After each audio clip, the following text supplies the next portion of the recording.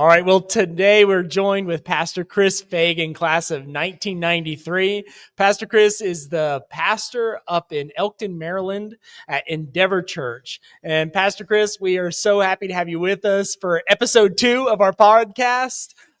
Looking forward to hearing your perspective on what your experiences were like as a student all the way back from 1991 to 1993. Maybe you could just tell us a little bit, like, what was it like at your time when you came on campus as a young man, and what was your experience? Maybe let's just consider like driving onto campus first day, maybe some first impressions, or maybe what was your experience like becoming a student at Blue Ridge? So the first day I came was the second time I had been there. I was there for the fall convention the year before. So Okay. I was a little bit familiar with the site, and I knew a couple students. I had seen them at our church conferences before, and but it was different for me. I was very quiet, and but everybody was really welcoming. I wasn't overly nervous, but I was just excited for it, and that's it. I was just ready for a good time. And well, you and got I it. had a good time. Yeah, I had a good time. You got more than you bargained for, I think, when That's you right. came I to Blue did. Ridge. Yeah. Yeah. So let's see, 90. If you came in 91, I was 1.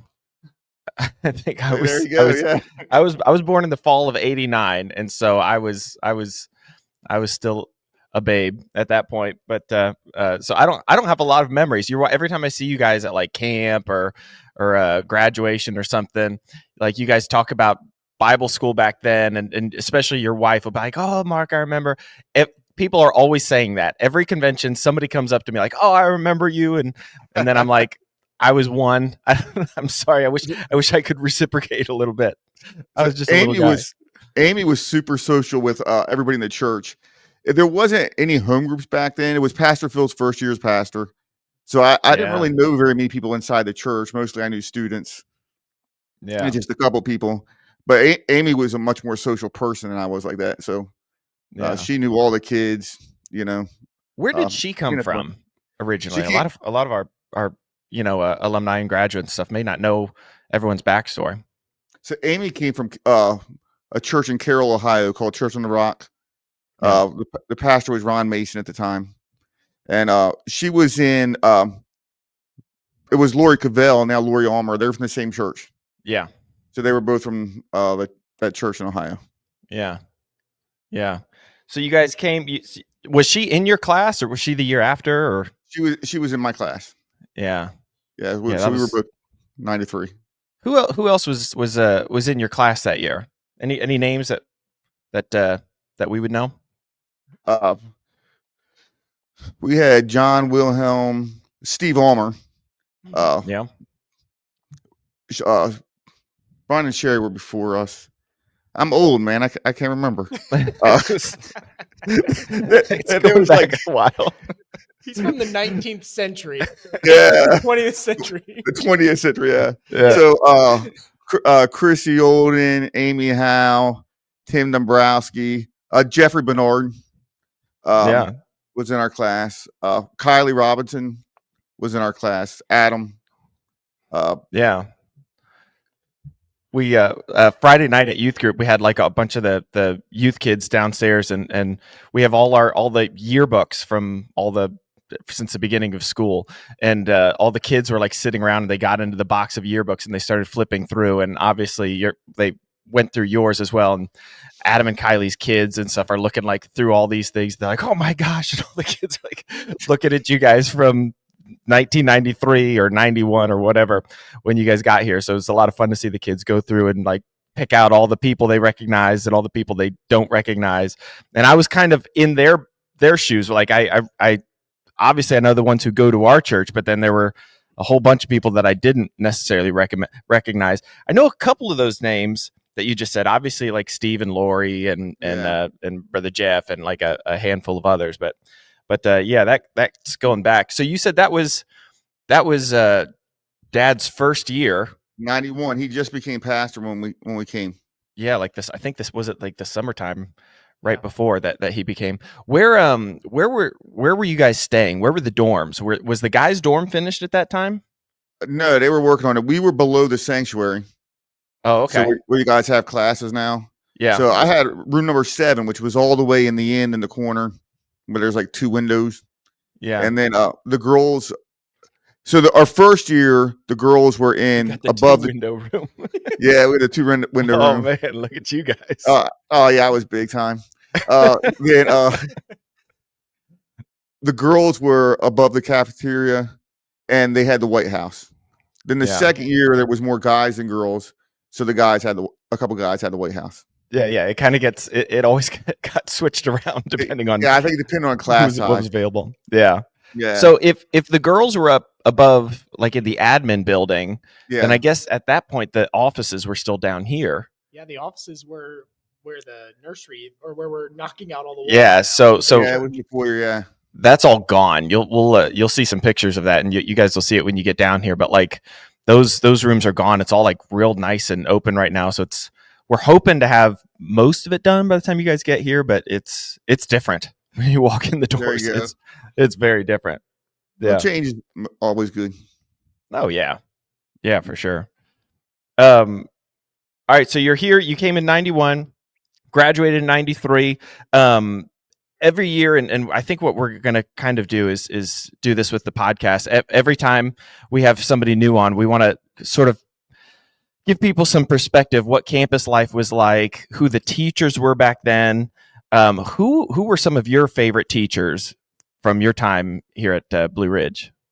So they were all good, and I thought brother Garrett with his Acts class that was pretty awesome because he would teach from Acts, and then he had such perspective from their work in Africa. Yeah, it was almost like a similar. It really opened it up to you. It was a similar thought process. Yeah. One of the most memorable quotes I thought was from Brother Light. His definition of grace. So he would do unmerited favor, and then he added the ability and power to do the will of God. Yeah. And I thought that was just I still use that today. That was an amazing thought. But all the teachers were good. We our first year we had Sister Nancy King. She's got married since then. I don't remember what her name is now. Oh yeah. She was, Sister Waters was here, taught Romans. She had us memorize Romans chapter 6. I don't know what it's like now, but the scripture memory was out of this world. And we had to memorize First Peter, the book. The book. But that was for Brother Light, so it was pretty easy. It was like I think it was like fill in the blanks by the end. We had memorized Romans chapter 6, the chapter, and then Brother Garrett had a massive amount of memory verses, including you had to get the quotations right, or not the punctuations right. So you couldn't get a semicolon out of place or a comma or Yeah. So that's a challenge, especially when it's all King James, because it's not the English we're used to writing. Yeah. So how much of First Peter can you still quote? And go. That's about it. I'm pretty good with Romans chapter 6, quite a bit of it now. But I love Romans 6. Yeah, but First Peter, I can't even remember how it starts now. All right, we kind of put you on the spot there, but maybe by the time you get here, when you get up to preach, when you get up to share, maybe have that ready to go for us. We'd appreciate it. From Brother Jack's class, I can still do the 12 sons of Jacob by order of age. Nice. So that's I think that's pretty good. That's very impressive. We actually tried to do that sometimes. We went on a road trip one time, and I was quizzing him on stuff, and we were like, I was like, name all the apostles, name all the 12 sons or the 12 tribes or whatever. We that's kind of fun, like Bible trivia, stuff like that, going back and forth. Yeah, we used to play a game called Bible Outburst. So if that question came up, that was awesome. That was automatic point for me. Yeah. They would do like the 12 sons of Jacob. I'm like, do you want them by order of age? Yeah.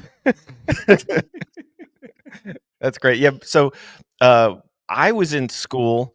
It might have been Brother Bill Garrett's last last year as a teacher. I can't remember if he may have gone one or two, but he was still, even then, which that was 2008 or 2009 or whatever, he would climb up on the desk or on our desks, and like we're like these are plastic now. These aren't the heavy duty wood ones that we used to have back in the day. And he would walk around, or he'd get his dagger, and he'd talk about sin, blinds you, and he'd do spiritual blindness, and he'd walk around and get right up in your face. And so then we actually had him do go fall a couple of years, and he would do the same. He'd walk in and he'd have these huge heavy chains, and he'd have his dagger, and the kids, especially like the 14, 15-year-old kids who were coming here, were like, who is this guy? But they loved it. He was like so animated and fun. Like, it kind of broke the mold when they made Brother Bill Garrett.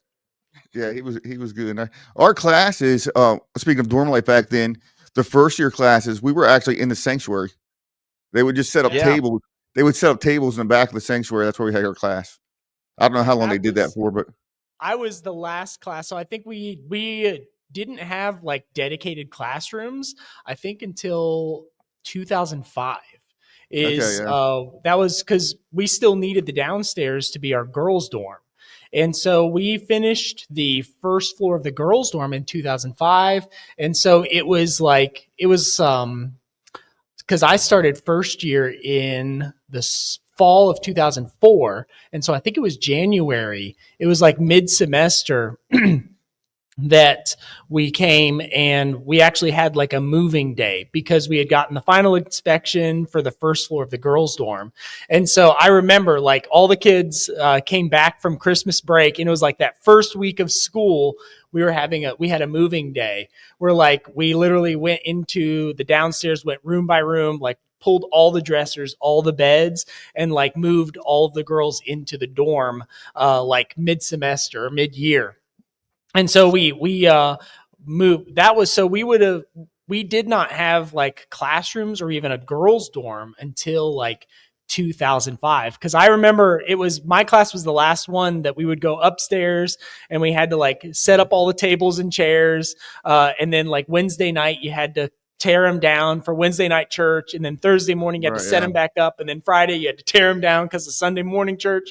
And so we got really good at tables and chairs. I heard the joke once that when you go to Bible college, you graduate with a major in theology and a minor of tables and chairs. There you go. So also back then, I don't know about how long they did that. The chairs didn't connect. So a student, one of the chores was straightening up all the chairs in the sanctuary every week. Yeah. So one kid, Shane Wetzel, one year, he was in our class. That was his chore. Him and Dave Leffert, maybe they'd go in there with a board, and every week they had to straighten all the chairs in the sanctuary. We probably still have that board. Right, because we still have to do that every once in a while. We've got deacons now that take care of it because years we tried to have the students do it, and they were just not up to the task. So we got to leave that up to the deacons. I always lucked out on my chores. I got straightening chairs till about third year. Third year is when you perfect straightening chairs.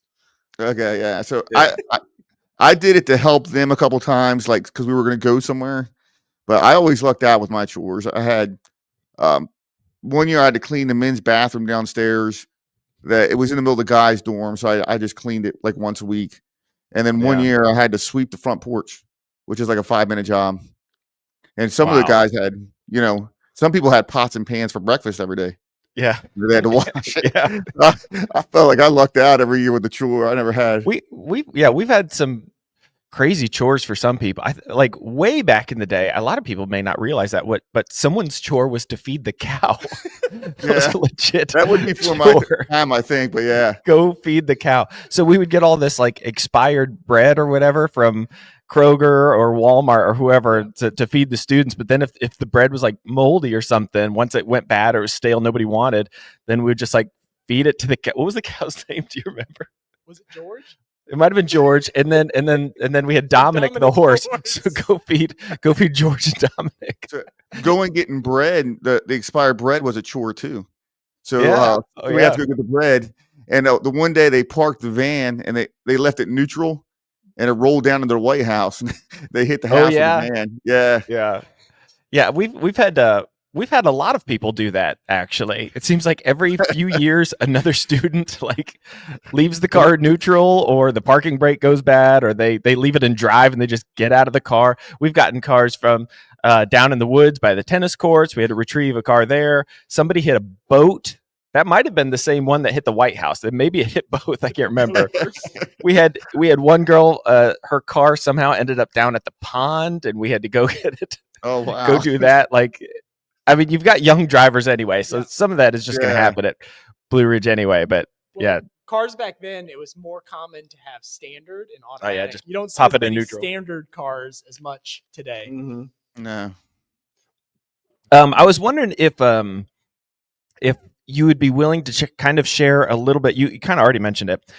Share a little bit of you and Sister Amy's, your story of, because my understanding is you guys met and kind of fell in love and everything here at the school, right? Yeah, we met at school. I was never a dating guy, so I had never had a girlfriend. I had never done. I don't know that we actually. At our church, we didn't teach it that strict, but obviously we taught purity, and I just was never into that scene. So we met here, and we had our I told her in January of our first year that I liked her. We went to the church had a sweetheart banquet then, or the school did. I don't know. We only had it the 1 year. I wonder why everyone keeps calling us Blue Ridge Bridal College. That's right. Because you have a sweetheart banquet. Yeah, for first year students. Yeah. So, and you weren't allowed to date your first semester then. Yeah. Like, I don't know what the rules are now. Then the next year they made it after your first year, I think.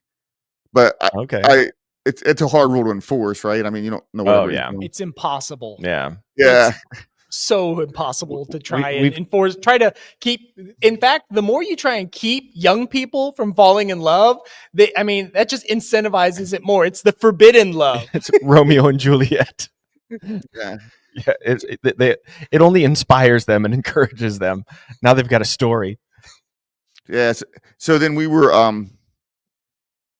mostly we were kids, so we'd break up every once in a while. But mostly we were mostly together for the 2 years at school. And then when I got out, Pastor Forrest was my pastor. He asked us to wait a year to get married. And he was right. I mean, I was 17 when I went to school. I graduated at 19. So we got married in 94. Yeah. And awesome. We've been married, obviously, 31 years. Wow. So, congratulations. That's awesome. Yeah. Yeah. Relationships can be kind of tricky. We've got, I remember when I was in school, we had our alumni council, which was kind of became like our dean of students, whatever. So it's like kind of everybody would share responsibility. So if you were like kind of interested in each other, whatever, well, you would tell alumni council, you talk to your pastors. There's like this whole like formal way of doing it. And they would kind of give you a designated couple. Like, if you guys want to hold hands or whatever, talk to your alumni council couple. If you want to do this, you want to do that. And I share this with the students every year, so I don't mind sharing it.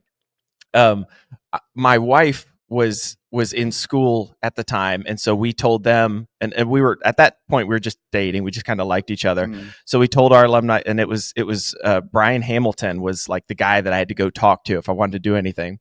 Well, I had this idea that I was going to take Ange out to the movies, which we're not allowed to go see movies. You're not allowed to go on dates.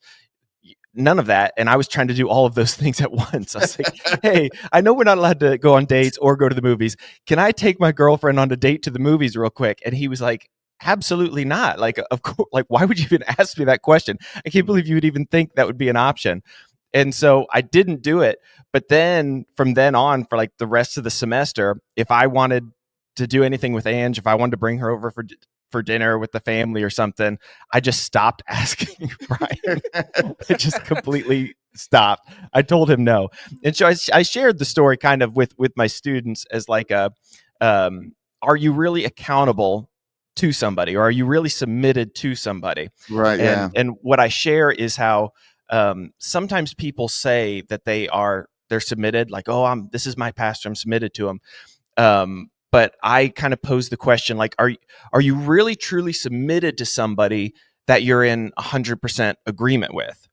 Like, really, you only have the opportunity to submit when there's a bit of disagreement, And so I share them this story that at the time when I was in school, somebody asked me, I'd be like, oh, I'm 100% submitted to leadership here and to the alumni council and all these people. But as soon as there was disagreement, then that kind of got tested. And so then you kind of saw what was really going on it was great to go to them and say I'm submitted until they told me something that I didn't want to hear. And then the truth kind of gets exposed pretty quickly. And so it's not really until there's disagreement or conflict that you can say you're submitted. As long as you're in agreement, you're not submitted, you're in agreement, which is great. That's an awesome thing. But I kind of got tested. And so at the end of the year, with maybe like 2 or 3 weeks left of school, I got a call from Brian Hamilton. He said, "Hey, how's it going?" And I was like, "Oh, it's going good." And he said, "Let me ask you something. Have you given your girlfriend a ride anywhere in the car, just the two of you?" He said, "I'm not going to ask you how many times. Just answer the question." He was being very gracious with me. He said, "I'm just going to ask you the question. Have you done that at all?" And I said, yeah. Well, boy, let me think. Maybe. And obviously the answer is yes. Yeah. And then he was just like, and then that's when he said, "I've kept records on my phone. I have all the text messages. I saved it all." And he said, "The last time that you talked to me was the time I said no, and you have not reached out since. And it's been like 2 or 3 months or something." And so then it was like, all right, check your heart. Like, are you really truly submitted? And so he was generous. He came down kind of hard. He was basically like, for the next however many weeks of school were left, he was just like, "She's not your girlfriend. Like, she's a friend. Like, you can be nice. Y'all aren't doing anything at all ever again." I was just like, all right, Brother Brian. So you guys had it. That's how cell phones made it more difficult for you, right? We couldn't text anybody. Oh, so so there wasn't that requirement to ask. You were not allowed to go out alone. Yeah. And we followed that rule. You were allowed to go out with 2 and 2 or add a person. But but as far as you couldn't text nobody. There was no cell phones. Yeah. Because I'm old. So there's that's what there's nothing like that. Sign out sheets for if you just wanted to go anywhere. Like, for a long time, we were really strict about you. If you leave the dorm, basically you have to sign out, put your name, the date, the time you left, and then when you get back, you sign in. We were doing that until I don't know, like, I remember all the guys were still doing it when I was in school. It was like the sign out sheets if you're going to leave. Yeah, probably till like 2011. Yeah, we did that for a long time. So Joel said 2018. You still had it. Okay. But we had one. We had one up at the cafeteria, and I think we did it dedicated to it for at least 2 or 3 days. And well, man, so the thing that got me as a leader to kind of get rid of the sign up sheets or the sign out sheets is because if somebody's going to go and like go drink and buy drugs, are they gonna put that down? Like, driving to Roanoke, gonna go to a bar, like, nobody's gonna put that down. Sneaking out with my girlfriend. Yeah. That's right. 10 p.m. So the only people that a sign out sheet really affects, it just is an inconvenience to the good students, to the honest people. Yeah. Like, if somebody's going to sneak around, of course they're not going to fill out a sign up sheet. Like, what are you really catching? Yeah. And so, you start thinking about like the evolution of rules and rule keeping, like, for us, it is so necessary to have integrity in our students, to have accountability. But, like, sometimes with the way technology was getting better, it was just like, what are the rules that actually are realistic to keep? And so you think about over the years, like, I remember when I was a student, if you wanted to go out, the rule was it could not be a group smaller than 5. Like, that was the rule when I was back as a student. And it was like, how are you gonna get 5 people to like run to the gas station? Nobody has any money. Yeah, that's right. One guy has a car. Like you have to go around. So we were still, when I was in school, we were still doing that. Like you had to have so many people, and so then you're like, hey, come, we're all going to go out and get some Buffalo Wild Wings or something, and we need 2 more people, and they're like, I don't have any money. So then there was like a negotiation process. Yeah. Like I will buy you Yeah. 6 wings, and I will buy you can't get a soda, you can't get any appetizers, you can have exactly 6 wings and a water with lemon. I'll get you a couple carrots and ranch if you want. There's like this thing like, well, that's not really in it for me. Like, hey, how bad do you want to go to Buffalo Wild Wings? If you want me, I need 10 wings or something. So was that the rule, even if it was all guys, or just mixed groups? I think it was in mixed groups. Yeah. So we only had to have 3. It just had to be an odd number for a mixed group. But when I was Cool. a student, it was you Yeah. could not, like, you couldn't go to Roanoke unless you got permission. Yeah. Like that's like, it was like, I remember it being like kind of like that. Like, and so that You was the need thing. 7 to 10 business days Yeah. to process your request. So, I mean, it was a little different, which Yeah. I understand as a leader. Like, you're trying to have order. Like, you're trying to, like, you've got all these young people with all these hormones coming from all over the world, Yeah. and like different standards, different backgrounds. And so, Different cultures, all different you're trying dating to do is cultures. just Right, yeah. hold it together for a year until summer break. Yeah. And so, you just look at like, there was like a huge difference maybe between like, from when you were a student and then a little bit later to like when we were students. And That's then not your a little son bit later. Joel, Nice. well, Sorry, I had to. I mean, between me and brother Chris, he graduated in 93. I went to Bible school in 2004. So it's only about 11 Yeah. years between us as students. Yeah. So I think, I'm definitely joining the older club now. Yeah. I talked about that today. Like, I'm feeling it. I was born the same year as the school, and the school is celebrating its 40th anniversary. So you do the math. Yeah. It helps us keep track of like how old the school is. Luke, how old are you this year? I'm turning 40. Ooh, we got to do something special. Yeah. Convention. Man, that school's ancient. Yeah, we go way back. What did you guys? So every year it seems like the students have a different like trend or a different fun thing that they like to do. Some years it's like the guys always get together on Sundays and they play football. For many years when we first got the tennis court in, students were down playing melon ball like every single night. But you guys didn't have the court. You didn't have, the swing zebo, we call it, There was nothing there. And then that whole side of the street was gone. Like our students today don't realize, like at 10 feet away from our building was a row of trees and a property line you could not cross. What did you guys do like for fun? Like We would go to the park and play football every Sunday. Especially nice. my first year. So it all depended on what kind of classes you had. If you're gonna play football, you have to have a lot of guys. Yeah. So my first year, the first and second year classes were both into football. So that made a lot of fun. Yeah. Second year we played football some, but the first year students weren't as into it. And there used to be a tradition of a first year versus second year football game. Yeah. But our second year, the first year couldn't man a team. So man. Yeah, that's sort of. So you destroyed them. Yeah, they did. Yeah, right. We beat them 3 bad. guys. They didn't even show A up. handful of girls. Yeah. And then we'd play basketball at the park. There also used to be there was a traditional 2-on-2 basketball tournament at the picnic at the end of the year. Oh, so they would split into teams. Yeah, that was pretty fun. Yeah. And there used to be 3 Dairy Queens there, so we hung out a lot of Dairy Queen. Yeah. So they didn't build McDonald's till we were there. So I think it opened when we were students. And that's the old McDonald's. That was the first McDonald's that they put in. So was it second exit? I think. I don't know if you would be able to remember this or not. If you went to that McDonald's, was it because they switch up like the themes or whatever? For years, that McDonald's, the theme was like NASCAR.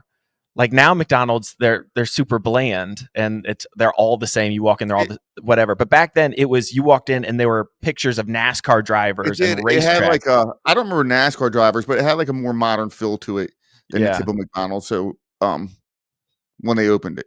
Yeah. But we actually didn't go there a lot. A bunch of students worked at Dairy Queen. So the one that used to be on 220. Yep. Yeah, I guess it caught on fire. I actually worked there my second year. Amy worked there 2 years. Oh, nice. But it was nice because you're not supposed to watch TV, but they had TVs at the tables. You put a quarter in, you could watch 15 minutes of television. Wow. And and one of the students had a key to the box, so you put the quarter in, it would fall out. You put another quarter in, it'd fall out.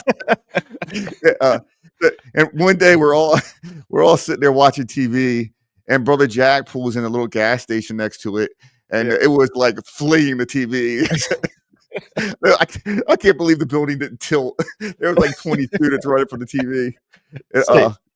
That Dairy Queen, the one he's talking about is when you're driving up towards Roanoke on North 220 across from Dudley's truck stop. Yeah. Oh, yeah. That was that Dairy Queen. And they built a new Dairy Queen, which is further up the road. And when that one closed, it turned into a lot of different things. I think it was a gun shop at one point. I think it might be like a pawn shop or something right now. Yeah. But one of the things, and this was so weird, was that after the Dairy Queen closed, one of the things that it was a lingerie store. In Franklin County. No comment. It was like that Dairy Queen building never recovered. It never recovered. Once they got rid of the Dairy Queen, it was always some weird, sketchy business that was probably a front for some sort. There's some redneck lingerie jokes in there somewhere. We don't need to go into it. Little Caesars Pizza. Little Caesars Pizza was big back then too, because back then it was you would buy, when you bought a pizza, you automatically got two. So it was so it was still only like $6, and you got 2 large pizzas. Man, so we would buy a couple, go in our dorm room, eat all we could, then whatever was left, we would offer it to whoever else was around. Yeah. Was it $6 a pie? No, you got both. So that was the commercial. It'd be like pizza. So that was great for a Bible school student. You didn't have much money. You could go get 2 poorly cooked pizzas, but it was pizza, Well, Little Caesars still is the official food of Bible college students even today. Yeah, we keep them in business. Yep. we get so many pizzas from Little Caesars. Yeah. And our students over the years found out that you can go to Little Caesars and ask them, do you have any waste? Which I guess they make a bunch of pizzas, and after they've been in the warmer for so long, they throw them out. And so they would give us pizzas. So that's how a lot of our students have survived. If they didn't want to eat dinner at the caf, they'd go to Little Caesars and get the waste pizzas. And they were eating like kings for free, for next to nothing. You do what you have to. Yeah, you got it. So years later, when I was in school, the thing was Buffalo Wild Wings. It was all the time. Every Tuesday night was like I think it was 50-cent wings or something like that. So we'd go and you get 20 wings and a water for $10.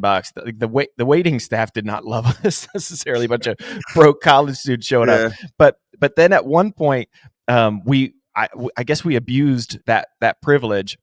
And so they wouldn't let the guys and the girls go to Buffalo Wild Wings on the same night. And so they said, no, this Tuesday night is for the girls to go to Buffalo Wild Wings. And the next Tuesday, that's guys' night. So all the guys can go to Buffalo Wild Wings. Well, the girls were nice enough on their Tuesday nights that they would go and buy a bunch of extra wings and bring them back to the guys. And so they came back one Tuesday night with 50 wings. It was a lot of wings. And they gave them to my buddy Johnny Langley and Nate Butler, and they gave them these wings and said, "Hey, will you bring these wings to the guys at the dorm?" The guys they looked at each other and smiled. They drove over to the trash trailer, rolled the window down, and ate every wing, laughing while they did it.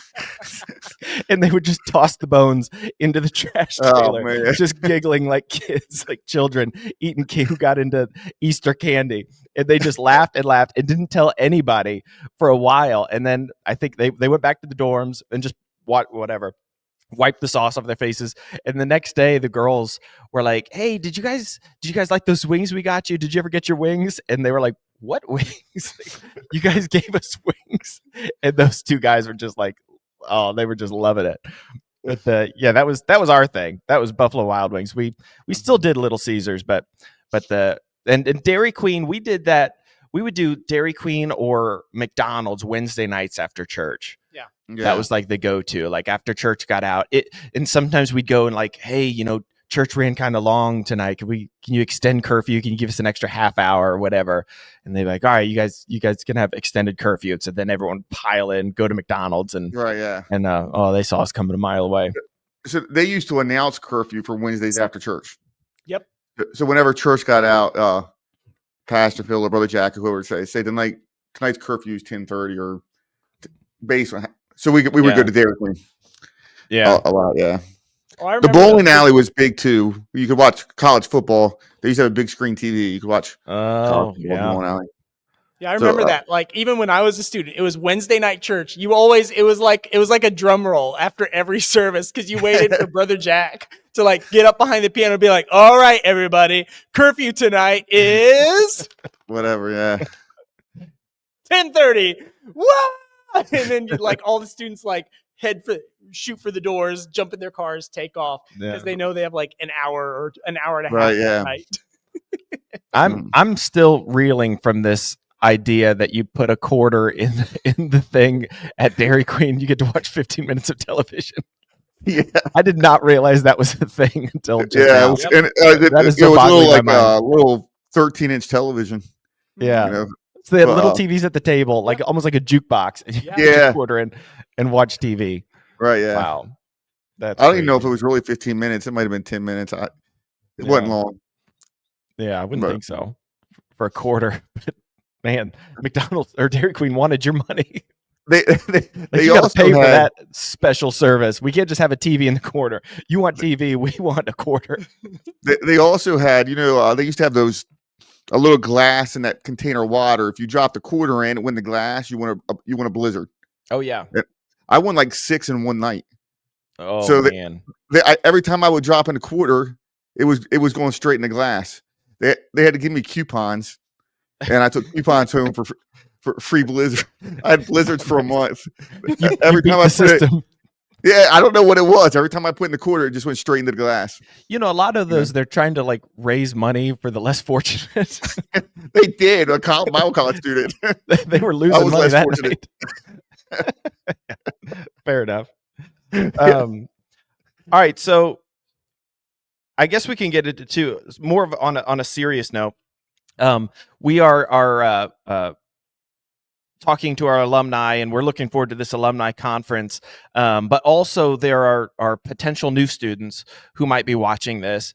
If you had like one great takeaway or something that you got from your time at Blue Ridge, maybe it's a lesson learned or an impartation or something. What was like your main takeaway and the thing that you got most from your years here?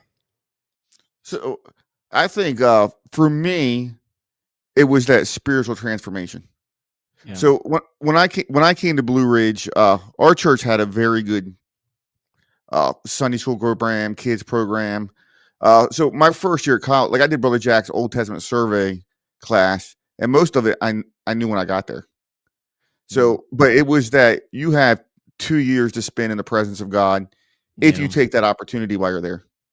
Yeah. With less distractions and if you take that opportunity, it can set your life just on a better course. Yeah. You know what I mean? There can be some real for me there was I think I was a more confident person when I left from my time in the presence of God. I was very quiet when I went. uh, a little, obviously with confidence was a little bit more boldness. Yeah. Uh, you know, things like that developed in my life. I think it's the intangible things that really Yeah. make the difference that you can't put in words. And I've heard pastors say, "Well, we can do this kind of stuff at our church," but you really can't in 2 years, Right. because in 2 years you're dedicating your life to that for 2 years. Mm-hmm. So there's things like that that you can't replace. Yeah. You I can't replace the nights. So when we were staying downstairs, you were allowed to be up in the chapel praying at night. Yeah. So Mm. you could never replace that opportunity you had to go up there and spend that time with God, and life was slower everywhere else. So you just had all that extra time. Yeah. Those kind of things you can't replace. We You know, you we just try need to to take those opportunities. we try to talk like tell the students that every year in chapel services or classes, like, you guys do not take your time here for granted, because uh I mean, any season of your life, but especially the years that you're at Blue Ridge, like, it's such an opportunity before you go out and get a job and get married and start having kids. Like, your time fills up so quickly, and it's such a special thing to have. You've got 2 years that you can really dedicate yourself to the Lord. Like, you can Yeah, you get on can. your face and you can dive into the Word, and and we joked about, like, some of the things that you can't, maybe you couldn't do when you're in Bible school, like going to the movies or going out on a million dates or whatever. But what you get in exchange for that is this amazing quality time with God that is going to be so much harder to find. If you can establish that sort of those healthy habits of prayer, fasting, Bible study, worship, all those things while you're here, like you were saying, it will set you up for a lifetime of serving God, for a lifetime of serving your local church when you leave here. Um, but you can also just come here and waste your time and goof off and whatever. And if you think, well, I was there, like, I sat in the Yeah. classes, like, you didn't take notes. You were always late to prayer. You never wanted to worship in chapel. Like you will get out of it what you are willing to put in. And so, like, you may sacrifice, a couple of things, movies or whatever, which now we're a little bit lenient, more lenient on some of that. But at the same time, what you are getting in exchange is priceless. And You won't get that back. plus, it's not like you completely give up having fun. Right. Right. I had a lot of fun in dorm life around campus. Obviously, I met my wife. We did a lot of fun things. It's not like you don't ever have fun, Yeah. but really having that time with God. So, my second year, 1993, January, I went to Franklin Park. You weren't allowed to walk in the woods here, Yeah. so and for good reason back then. But Yeah. so I went to the trail by myself to walk and pray, and the things that the Lord spoke to me that day Hmm. put my life on the path it would go for the next 25 years. Yeah. Um, so just taking that moment and that opportunity to hear from God, um, Yeah. the Lord dealt with me about changes that would happen in my life, about hard times I would go through, promised me to take me through them, and He did all those Wow. things. And with the promise that one day that I would do what I'm doing now. Hmm. And so that day changed my life. Wow. And and it's hard to think that you would now the Lord, obviously, He speaks to me away from Blue Ridge as well. But Yeah. at that time when you were so dedicated and you're so open to hear, that's what you're there for. That makes a Yeah. real difference. And Yeah. and sometimes students miss it because um some of my friends might have missed it because they were overwhelmed by the rules, or they and really the rules, we joke about it, but they're not that big of a deal for 2 years in your life. Yeah. You know, Yeah. I Don't never go out found them. clubbing. Like, Yeah, right, yeah. And what if I you're guess for serving God? What are you really sacrificing at for some of school? us, it's obviously easier than others, right? So I grew up Yes. in Yeah. church, so church rules were church rules, you know. Yeah, these were just my house rules. Yeah, right. For me, Yeah, not right. much change when I came to school. I was more scared of my dad than I was Pastor Phil, you know. Yeah. So, I was afraid they'd call home. You know? But yeah, I mean, those things they set my life up for a path. And the classes were great, you know, and I did learn stuff. Yeah. But you know, but when I was 12 years old, I could have gave you the books of the Bible. I could have broke down the Old Testament into history, pre-exile, you know, law, pre-exile history, post-exile history. We just did that in Sunday school class.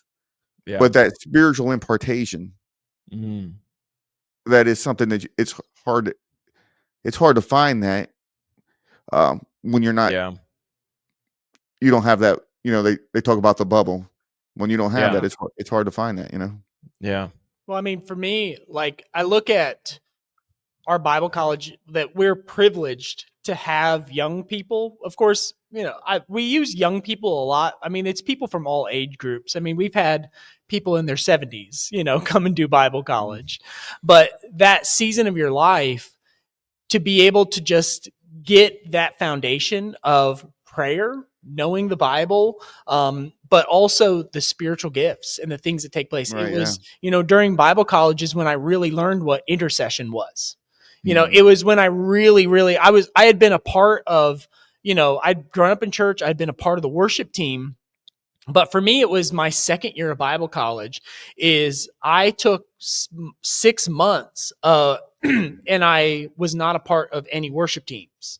And there was a reason why.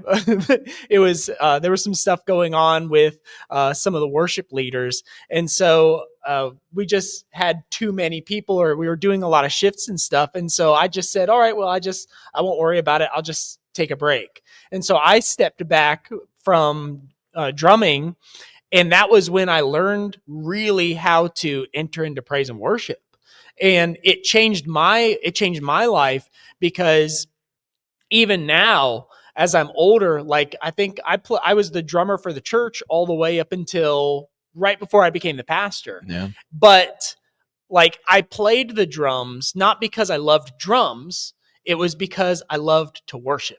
And so for me, like that time of stepping away from the worship team, it gave me such a heart for worship, to like I enjoyed being down in the audience and being in the altars just as much as I enjoyed being on the drums and being on the stage. And that's something that a change that took place in my life in Bible college, that when I, you know, got more into my adulthood and became the pastor, like stepping away from the drums, you know, in right before I became the pastor here at Blue Ridge was kind of an easy transition for me, because it was already about worship. And so it was easy for me to put down the sticks because I wanted to just be in his presence. I wasn't there to jam out. I wanted the presence of God. And this, you know, it's a small thing, but I wish young people would just realize that you have to learn the presence of God. You have to learn how to press in. You have to learn how to worship. And it's not something that you just raise your hands one day and you're gonna feel goosebumps or something like that. Learning how to turn off your mind, learning how to stay focused, how to close your eyes and enter in, how to pause and get into that presence. It changed my life for the better while I was in Bible college, to learn that it's kind of like that Matt Redman song, you know, The Heart of Worship. I learned in Bible school not just how to be a better musician, but I learned how to be a better worshiper. Yeah. Right. Yeah. Yeah. There's a season that students can go through when they come to school, and it's this transition, especially the young ones who come. It's like a transition into not just adulthood, but into like making Jesus the Lord of your life. Like he's not just my parents' God anymore. Yeah. Like for this season, like I have to learn how to trust God, how to know God, how to seek God for myself. And I'm not just going to be riding parents' coattails or pastors' coattails. Like now I'm out and I'm on my own. And you were talking about worship. You have a chance to go from being just a musician to being a worshiper. and those are very different things. Absolutely, yeah. I talked to the students about I don't maybe Brother Jack was doing the Hebrew words for praise, halal and shabak and all stuff. He did that for many years, and I go through this list, and I'm talking about these different words for praise, and it's not until like the last two, I think the first five have nothing to do with music. Like there's no mention of it. And so I said, you guys, worship is so much more than music. And a lot of our musicians who come here from different churches, like they know how to worship. Well, they know how to play some songs, or they know how to Right, use yeah. their gift. But now you get to learn how to be a worshiper. And even on those, or maybe especially on those chapel services where the worship is not going great, or whatever, you've got a super inexperienced drummer or a guitar player who's just learning or whatever. Well, now you get to press in. You get to sort of like exercise your worship muscles, because when you leave school and you go home or whatever, you're not going to have a band, and you're not going to have some anointed young worship leader. Like at that point, you're going to have to be able to press in when you don't feel like it. Anybody can worship when they feel super inspired and excited, but there are the majority of the time that you have to press into prayer or worship or Bible study. Many of those times you are not going to be feeling it. Your flesh is going to want to roll over and go back to sleep, or you're going to get distracted. You're going to want to look at your phone. Like you have to be able to. So while they're here at school, like they get to learn how to like go a little bit deeper. How to Yeah. just you can take time in chapel services and like, hey, instead of just ending chapel, let's just keep going. Let's just press in a little bit more and see what else the Lord wants to do. And those are just things that you don't often get anywhere else or at home. No, I know when I was a student, the chapels were a big part of our experience. I Yeah, think it's different now, but we had them every day back then. Brother Jack yeah, would be there at 8 or whatever, and yeah. they were a powerful part of our experience. Some of those services were incredible. Yeah, And like you're saying, we used to do chapels like first thing. Like now yeah, we wait until it's like the last part of the day. But even when I was in school, a couple of days during the week, it was 8 a.m. You'd come for prayer at 7:30, and then like the worship team, we would like sneak down a few minutes before prayer was over, so we could go down and just like do a quick sound check or something before the rest of the students would come, and then we're jumping straight into chapel at 8 a.m. And at the time, I was like, it's 8 a.m. Like my voice is not even awake. Like I had a sip of coffee and a donut or whatever, or a piece of toast from the calf, and now we're up. But if you learn how to do it then, if you learn how to worship in those moments, then for the rest of your life you've developed that that's right. gift, Yeah, that talent, the stick to it, keep pressing in. And even if you don't feel like it, you don't feel goosebumps right now, but I in Bible school, I learned how to press in. I learned how to worship, and not everybody gets that experience. no, it was that was one of the great parts of Bible school, that 8 a.m. chapel, and Yeah. even so, if you had an 8 a.m. chapel, breakfast was at 7. Now I missed a lot of breakfast, Yeah. but but if you had a chore you had to be up, have your pots and pans done, be ready and back down here by 8 for worship. And it was also good preparation for life, because once you left, there's some employer wanted you there at 7 or 8 in the morning. Yeah. Yeah. So it was good preparation. And well, you definitely, I don't know how it is now, but back then you weren't late. If you were Right. late, that was extra something. Yeah. you know That was a work yeah. day or something. Yeah. There was some kind of consequence to it Yeah. that you didn't want.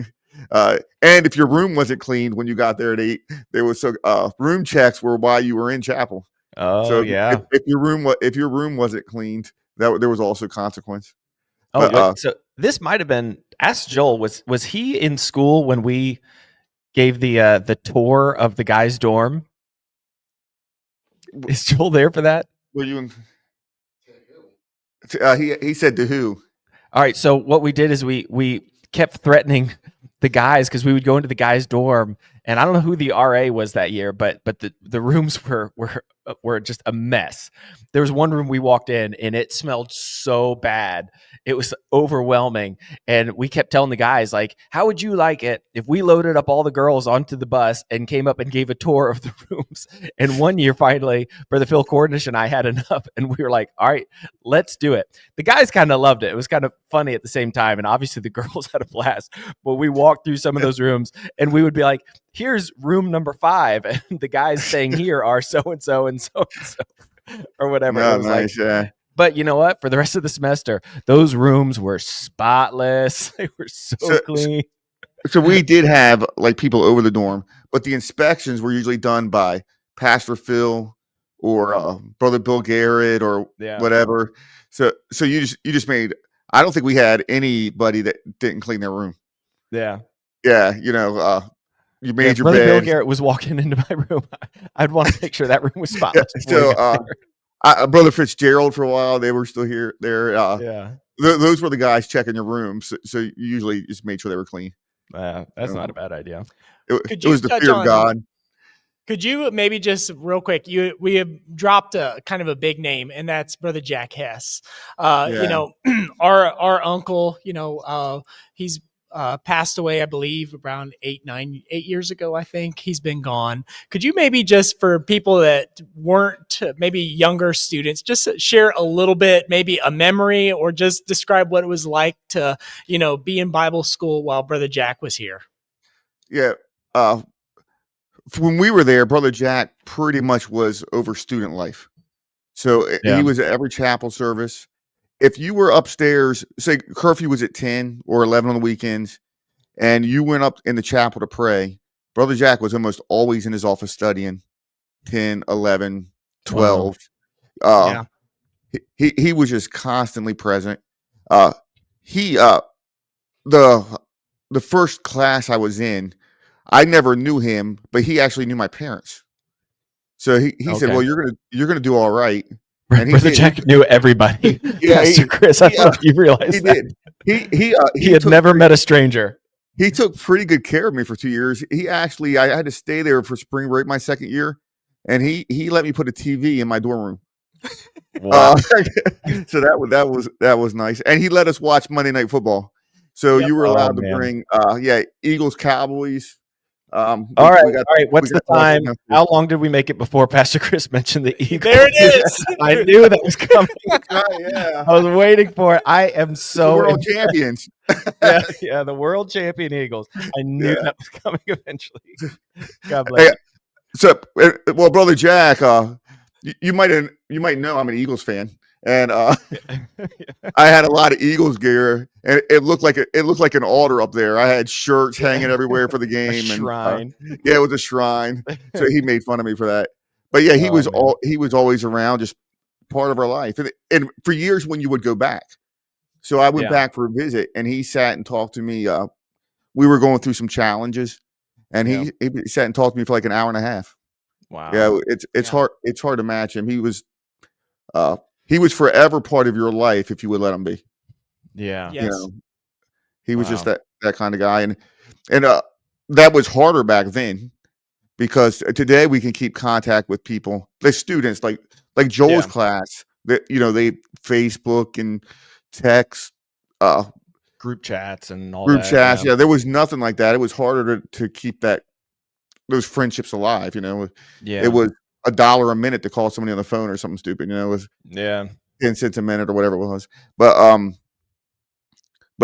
even in that time, he was able to keep those connections, which was a little more rare because you didn't see each other but once every couple of years or 3 years. Or there's some people I haven't seen since I graduated with.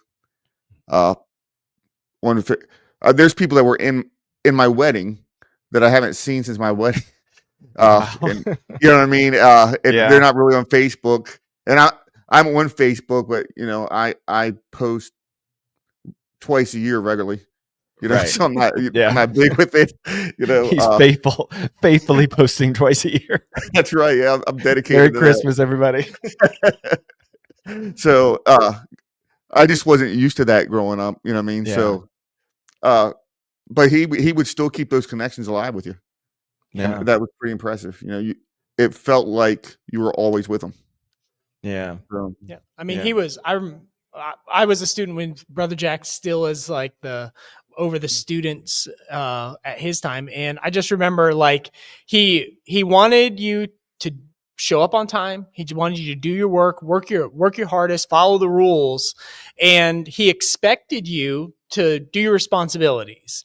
But the one thing with Brother Jack is he was kind of a big softy, he and was. Yeah. like he was very understanding, he was very kind, and where at one point he could be like, oh, these are the rules and these are the rules, but he would always, from time to time, he'd always be willing to always, make a little exception here or there just to make the students' lives easier.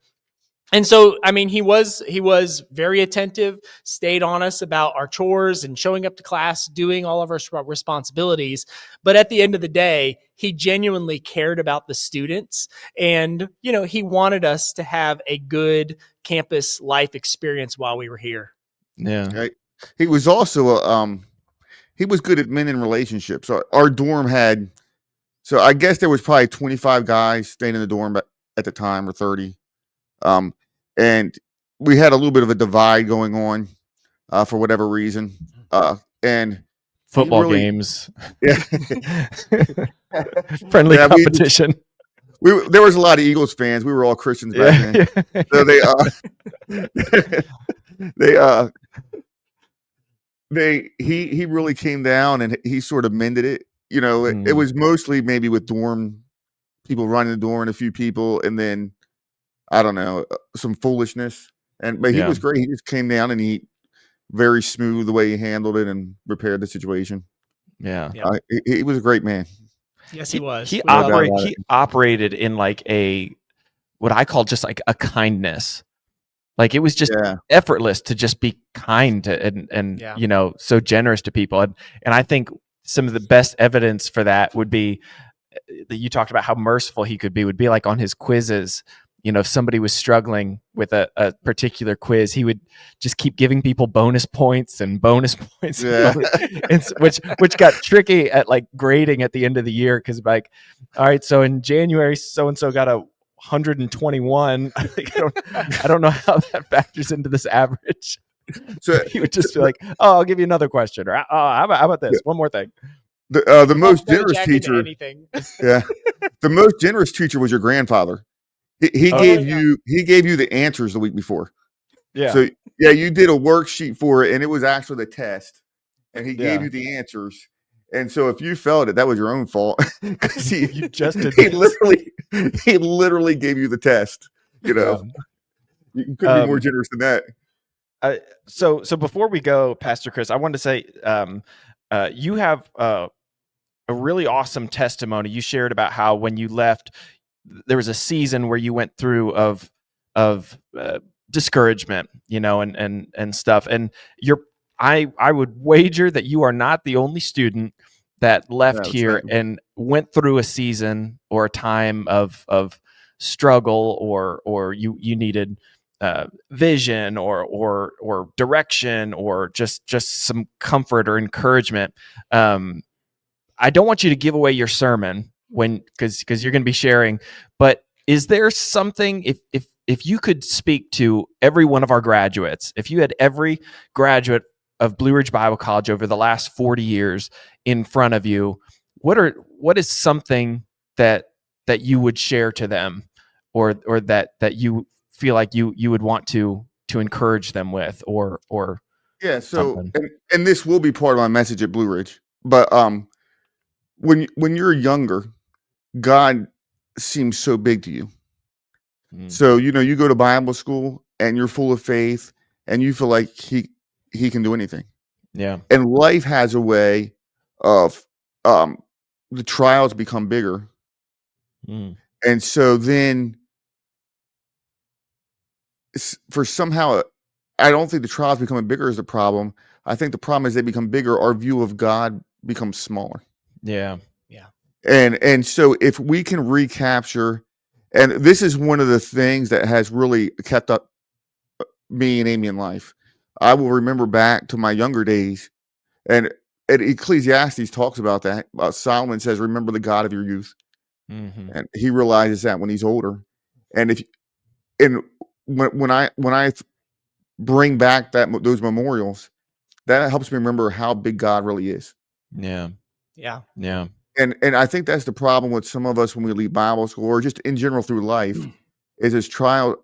When I was in high school, I had that, and like I said, I don't want to give away my whole Blue Ridge message, Yeah. but it's a teaser. Okay. Yeah. There you go. Yeah. So, but AP US, I had the first because I'm old. I was in the first advanced placement class in our county's history. So it took 2 Wow. periods of US. Wow, yeah, wow, nice, thanks, bud. But That's pretty crazy. yeah, yeah. But we in our class we were taught in our public school class we were talking about the Great Awakening, and so at the Great Awakening or the Second Great Awakening, so that's John Wesley. They had something called leg exhorting, and in leg exhorting, John Wesley didn't believe in. He was a brilliant theologian, but he didn't believe in the gifts of the Spirit. Yeah. But when he came for his tour of America, him and then Jonathan Edwards was of course here, Yep. as he would speak, people in the crowd, that Methodist crowd, would testify, and they would fall out backwards. Yeah. So what was Wow. happening was they were getting hit by the power of the Spirit. They just Mm. didn't know what it was. Yeah. So they asked in our class. They said, "Could this ever happen in America again?" And so we had a friend of mine was studying. He wanted to be an Episcopalian minister, and he says, "Well, I don't think so because of how our nation is today." Yeah. But my perspective in that class was that is we can't take life from the view of what our nation looks like. It becomes a view of how big God is. Yeah. Yeah. Yeah. And I think for all of our students, we should remember back to how big God is, Yeah. Yeah. because that's the enduring feature. If I Mhm. remember how big God is, then there's no way I'm going to quit serving Him Yeah. or become That's overwhelmed. You know. Yeah. That's awesome. So for me, like one thing about you that I see different than a lot of other people, maybe a lot of other pastors, is not only did you go to school, but decades later, your son Joel, he came to Bible college. He Yeah. graduated. Right now, your daughter Katie she's in our online hybrid program right now doing Yeah. Bible college, and just seeing that how you recommend you often do a lot of endorsements and stuff for the Bible college, but not only for other people, but you also believed that it was a good thing for even your own kids to take some time and do Bible college. I just wonder, like for you, like what is like why did you feel it that Blue Ridge Bible College was the right choice, not just for yourself, but for your kids? And why do you recommend or refer us to people? So I think we've talked about it a little bit. It's always good to take that opportunity to take some time to learn about God. Now, Mhm. Joel was like me. He was right out of high school. So he was, I think, 18 when he went. I was 17. My daughter's married with 4 kids, and going there would be, quite the challenge. But, Yeah. but either way, to take that time to learn of God, why wouldn't you want that for your kid or to further your education? And Yeah. it just works for them. And even in Katie's life, it's opened up, I think, to her. What has struck her the most is a greater understanding of the cross. And Wow. why wouldn't we want that for her? So her and Amy, they have these great discussions over the cross of Jesus Christ. And Yeah. what why wouldn't we want that for our kids? I don't understand that. Yeah. And then for us, our 2-year degree, we transferred to a higher Christian university, and in 2 years I had a bachelor's in business. Yeah. So Wow. I got my I'm old, so I got my associates for $3,200. Yeah. So that's a pretty good deal. Yeah. hard to $800 beat. a semester back then. Yeah. Yeah. And then in 2 years, I had a bachelor's in business. And then in another 2 years, I had a master's in theology. But Wow. Yeah. so, and the same thing, I don't know that that's in Katie's cars to do. I don't know that she'll want to do that or even needs to do that. But, Yeah. Joel had the first 2 years of school with little financial stress, and then you're on to the rest of it. What a way to jump out your first 2 years if you pick one of those schools. So there's advantages, spiritual advantages, and there's natural advantages to it. Yeah. That you can take advantage of now. So I just don't see the downside. Let me ask you this, because before Joel came, he was already like involved in like with the worship team, and you guys were you guys were working shoulder to shoulder, doing stuff at the church and doing renovation projects and stuff. And yet, so losing him, so to speak, for a season, there was probably some, that's an investment for any father or especially a pastor, but you were still willing to not only allow it, but encourage it. And that's not easy for everybody.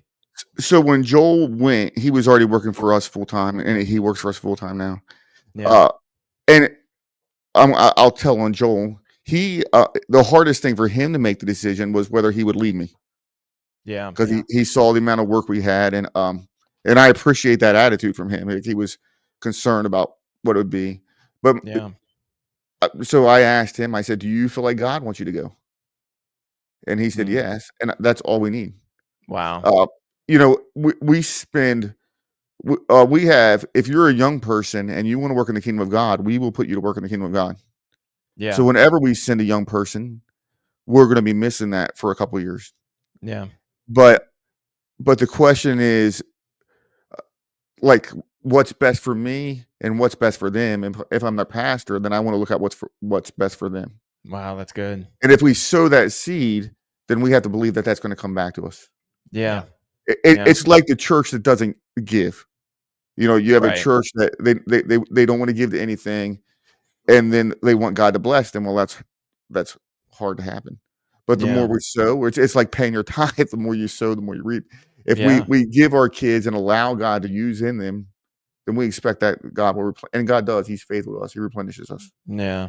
Yeah. No, we were just up there, last month for your fellowship conference, and it was just so awesome to see, Endeavor Church with, the lead pastors, worship pastors, different leaders in the church that were alumni here. And, what you guys are doing up there is awesome. Really great to see how, you have multi-generations in your church, also alumni in your church. And, when we were wanting to bring somebody in to showcase or to have as a keynote speaker representing the alumni, we just thought so highly of you, Pastor Amy, and your family and leaders up there in Elkton. And it just made it really easy to be like, what, who do we think represents Blue Ridge Bible College and what we're trying to produce and what we feel that our college can do in other churches.